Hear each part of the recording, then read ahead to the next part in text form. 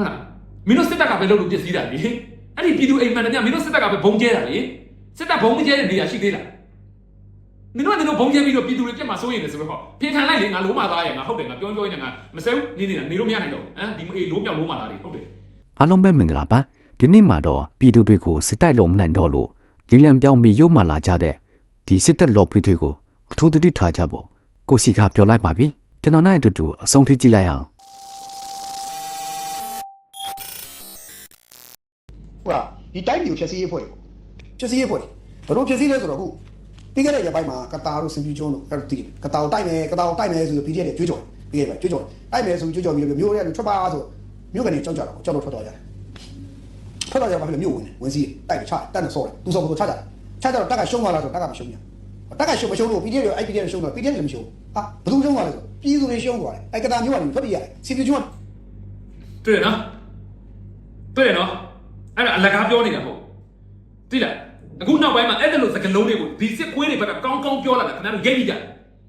လိုက်ကြည့်ပါဒီစကားကိုပြောတာအခုကြော်မျိုးခွေးအကောင်လည်းမဟုတ်ဘူးဒီလိုစကားမျိုးကိုပြောလာတာစစ်တပ်ထောက်ခံတော်တော်များများပြောလာတာဘာကြောင့် PDF တွေကိုတိုက်လို့မနိုင်တဲ့အတွက်ပြည်သူနဲ့ PDF နဲ့ခွဲနေတာတောက်ဖို့ကောင်းတယ်ဒီကောင်တွေကတကယ်တော့ရုပ်မာတဲ့နေရာမှာတကယ်ကွက်စီတယ်ဟုတ်တယ်ဒီကောင်လည်းအရင်ကြောက်ဖို့ကောင်းတယ်ဒါတမင်သက်ရွေးချက်ရှိကိုပြောတာသူတို့အထင်မသေးလိုက်နဲ့နော်သူတို့ကိုစောက်ပေါတွေပါဆိုပြီးတော့မတင်သေးပြီးလွတ်ထားလိုက်မှတော့မှစစ်ဆိုရင်ပြည်သူကမုံအောင်သူတို့စစ်ကောင်းဆောင်တွေကရွာတွေကိုဘုံကျဲတယ်မီးရှို့တယ်လက်နက်ကြီးနဲ့ထုတယ်စစ်ကြောင်းထိုးတယ်ပြည်သူတွေနေလို့မရအောင်လုပ်ပစ်တယ်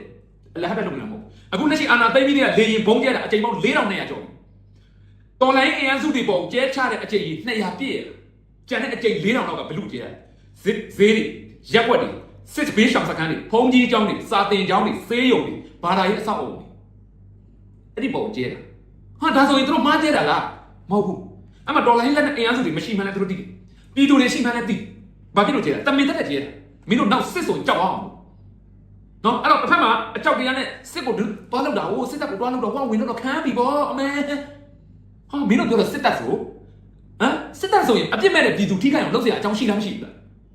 မင်းတို့ပြောတဲ့စကားတိုင်းဆိုတစ်ဖက်ကတောင်းကျမ်းသူအကြမ်းဖက်ဓမ္မဆိုအကြမ်းဖက်ဓမ္မတော့အကြမ်းဖက်ဓမ္မလုပ်ပြီးထားမင်းတို့အကြမ်းဖက်ဖက်ဘူးပြည်သူကိုကာဝယ်ပါမလို့စစ်တပ်ကပြည်သူထိခိုက်အောင်လုပ်တင်တာမလုပ်ပြီဘူးလားဒါလက်ရှိမြေပြင်မှာ PDF တွေတိုင်းလက်နက်ကနေတော်လိုင်းအင်အားစုဘက်ကစစ်တောင်းထိုးလို့ဘယ်ရွာလုံးတို့ကထုံပြရအောင်ဘယ်ရွာဝဲပုံပဲပြည်သူတွေကထမင်းဟင်းအောင်ချက်ကျွေးတွေဒါပေမဲ့အဲ့ဒီစစ်ခွေးတွေလာရင်အခုလက်ရှိအကိုးမှာနော်ရွာပေါင်း9ရွာပြေးရစစ်တပ်စစ်တောင်းထိုးလို့စဉ်းစားကြည့်အခုကပေါ်တော့ပြကြခက်ကြလို့ရှိတယ်တို့တော့ကတာမျိုးမှာမျိုးတွေကမျိုးပေါ်ချိုးရက်ပေါ်တွေချိုးတာပြည့်စည်သွားတယ်မျိုးလည်းတို့မရပြည့်ချင်မျိုးလည်းတို့မရဘူးပြီးတော့မျိုးကန်ကြီးထွက်ပြေးရတယ်စစ်တပ်ကလည်းတို့မနိုင်ကတာလည်းပြန်စစ်တပ်ကမနိုင်ဘူးဆိုတော့အခုဘမ်းမောက်တို့ဘာလို့ကမနိုင်တာလားအခုမင်းတို့စစ်တပ်ကပြန်သိမ်းခံသွားပြီလားနောက်လက်ရှိတော်လန်ရေးအင်အားစုတွေသိမ်းထားတဲ့မြို့ပေါင်း60ကျော်မှာမြို့နော်ရွာမဟုတ်ဘူးနော်60ကျော်မင်းတို့စစ်တပ်ကိုလည်းငွေခံထားတာအဲ့ဒါတွေကမနိုင်တာလားနောက်ပြီးတော့အခုဗမော်တို့လိုမျိုးကြောက်ဖြူတို့လိုမျိုးဗရယ်ဆိုင်နေတဲ့မြို့ကြီးတွေကဘယ်နှမျိုးအားလုံးပေါင်း100နီးပါးအဲ့ဒါမနိုင်တာလားမနိုင်တာငါတို့ဘက်ကမနိုင်တာမင်းတို့ဘက်ကမနိုင်တာလူစကားပြောတိလားကို့ဘေမတ်တေရွှေကိုအားနာဆိုရင်လူစကားပြောကြုံမျိုးမင်းတိလားကိုလိုရကိုဆွဲမပြောနဲ့အခုတခါဒီစင်ပြူကျွန်းလက်ဒီတိုင်းဖြစ်ခဲ့အခုထပ်ပြီးပြောမယ်ဝင်းတုံတိုက်မယ်ဆိုတော့ဘာလို့မကြတာလဲလို့ကျွန်တော်နားလဲသွားရိုးရှင်းနားလဲလိုက်တာဒီကောင်လေးကပြောလိမ့်မယ်ငါတို့ကတော်လိုင်းရေးဒါပေမဲ့ဝင်းတုံတိုက်မယ်အဲ့ဝင်းတုံကိုတော့ရှားမှာအခုကောလင်းလည်းမရဘူး sorry ကတာလည်းမရဘူးဝင်းတုံမပြောနဲ့နေပြည်တော်တိဝင်တိုက်လို့ရတယ်နော်နံပါတ်1အခုတတိထားမိကြနယ်တွေဘက်မှာရှိတဲ့နေရာတော်တော်များများအားလုံးဟာတိုက်ပွဲတွေပေါ်ဆောင်တယ်တိုက်ပွဲတွေဖြစ်တယ်နယ်တွေမှာရှိနေတဲ့စစ်စခန်းတွေအကုန်လုံးကတော်လိုင်းအင်အားစုတွေဝင်တိုက်တယ်လူရဲ့ထူထပ်တဲ့နေရာမှန်တမျှကအရာတွေကိုတိုက်ပွဲဖြစ်တာ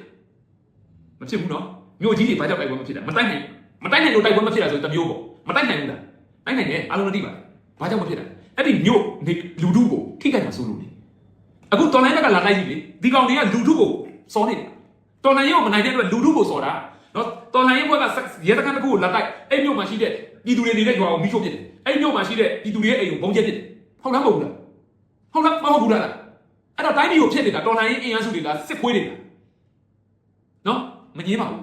လက်တွေ့ကြကြပဲတုံးတက်ကြတာဒီပြောလည်းမရတိုက်တယ်တို့မရ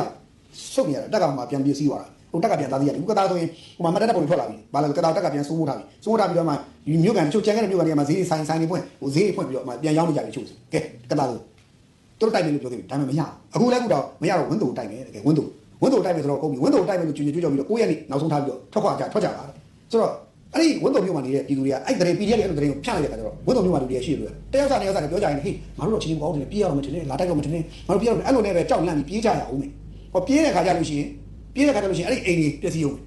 အဲ့ဒီအိမ်တွေပျက်စီးတာ PDF တွေကမိရှို့တာ PDF တွေကလေရင်နဲ့ဘုံကျဲတာဟုတ်လားမင်းတို့စစ်တပ်ကပဲလုပ်လို့ပျက်စီးတာလေအဲ့ဒီပြည်သူအိမ်မှန်တယ်မင်းတို့စစ်တပ်ကပဲဘုံကျဲတာလေစစ်တပ်ဘုံကျဲတဲ့နေရာရှိသေးလားမင်းတို့ဘုံကျဲပြီးတော့ပြည်သူတွေပြက်မှာစိုးရိမ်နေဆိုတော့ပြင်ခံလိုက်လေငါလုံးမသားရငါဟုတ်တယ်ငါပြောနေငါမစဲဘူးနေလို့မရနိုင်တော့ဒီလိုမြောက်လုံးမသားတွေဟုတ်တယ် โอเคစစ်တဲ့ရုံးမှာချက်ကတော့ပြောလို့အောင်ကုန်မှာမဟုတ်နော်သူတို့ကရွေးချက်ရှိနေကိုကျွန်တော်တို့ပြည်သူတွေကိုမိုင်းတိုက်နေတာဒီမီဒီယာနဲ့တဆင့်ပြီးတော့ဒီလိုမျိုးလော်ဘီဒီယာနဲ့တဆင့်အမားကိုအမှန်ဖြစ်အောင်ချန်ပီယံပြီးတော့ပြောဆိုနေတာဒါပုံမှန်ပြည်သူတွေဆိုတာစေဝီစွာဖြစ်တော်မူတာတဖြည်းဖြည်းနဲ့စစ်ပွဲတွေကကျေပြင်းလာတယ်ပြီးကြတော့ပြည်သူတွေကလည်းထွက်ပြေးတာလည်းများတယ်တန်ရတဲ့သူတွေရောအတေပြောက်တွေရောများလာတယ်ဆိုတော့ဒီကောင်တွေကဒါကိုအခွင့်ကောင်း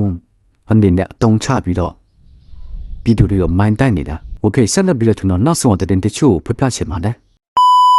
ချင်းမြောက်ပိုင်းတိုက်ပွဲ၈ရက်အတွင်းချင်းပူပေါင်းတပ်ကစစ်ကောင်စီတပ်သား30ခန့်ကိုဖမ်းမိပြီးလက်နက်60ကျော်တင်စီရရှိခဲ့တယ်လို့သိရှိရပါတယ်။2025ဒီဇင်ဘာ29ရက်ကနေဇန်နဝါရီ9ရက်အထိ၈ရက်တာအတွင်းဖလန်းမြို့နယ်ခွန်လီကျေးရွာအနီးတိုက်ပွဲနဲ့တီးတိမ်မြို့နယ်ကနေဒီတောင်စခန်းသိမ်းတိုက်ပွဲအတွင်းချင်းတော်လန်ရေးပူပေါင်းတပ်ကသိမ်းပိုက်ရရှိခဲ့တဲ့လက်နက်ခဲယမ်းနဲ့စစ်တုံးပန်းရေးအတွက်ကိုအခုလိုအတည်ပြုပေးတာဖြစ်ပါတယ်။စစ်တုံးပန်းကတော့ကနေဒီဖက်ပိုများမယ်။လက်နက်ကတော့ဖလန်းဘက်များမယ်လို့ချင်းညီနောင်အဖွဲ့ဝင်ချင်းမျိုးသားကာကွယ်ရေးတပ်ကပြောရေးဆိုခွင့်ရှိသူဆလိုင်းတင်မီကတိုက်ပွဲ၈ရက်တာအတွင်းစစ်တုံးပန်း30ခန့်နဲ့လက်နက်65လက်ထက်မင်းရရှိခဲ့မှုအခြေအနေကိုရှင်းပြပါရယ်။ချင်းညီနောင်ဖွဲ့ဝင် PDF ဇိုလန်စစ်ဦးစီးချုပ်ကိုကီဒွန်ကလည်းကနေဒီမှာတော့လက်နက်ငယ်30ကျော်နဲ့ခလာရ80ခုကဗိုလ်မှူးပါဝင်တုံးပန်းက20ဝန်းကျင်အဲ့ဒါဖမ်းဆီးရမိတယ်။ချင်းညီနောင်ဦးဆောင်ပြီးမှစစ်ကူနေနဲ့ပူးပေါင်းတပ်က CDN စီးရင်ဟုတ်တယ်လို့ကနေဒီတောင်စခန်းသိမ်းတိုက်ပွဲအခြေအနေကိုပြောပါတယ်။တောင်ကြီးမြို့ရှိပြည်내အားကစားကွင်းပတ်လည်ရှိဆိုင်ကန်းနဲ့တိုက်ခန်းများကိုစစ်ကော်မရှင်က